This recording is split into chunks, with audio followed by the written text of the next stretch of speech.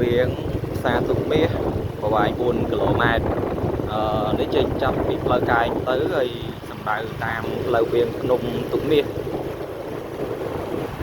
បើយើងកលេចមើលទៅខាងមុខយើងឃើញមានភ្នំនៅសងខាងឆ្វេងផ្លូវមានភ្នំទុកមាសភ្នំនេះគឺអាចយកថ្មទៅធ្វើជាស៊ីម៉ង់បានមិនត្រឹមតែធ្វើជាស៊ីម៉ង់ទេអាចយកទៅធ្វើជាកម្ទេចថ្មសម្រាប់ប្រើប្រាស់ផ្សេងទៀតបានចាឥឡូវយើងមកដល់កាត់ទៅទីភ្នំបន្ថែមទីដីយើងឆ្លងកាត់រ៉ានទីផ្លូវមួយសិនឥ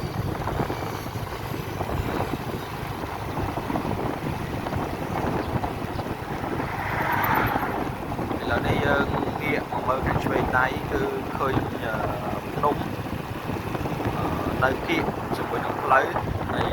បើយើងថតរូបពេលព្រឹកឬពេលល្ងាចមើលឃើញស្អាតមែនទេអ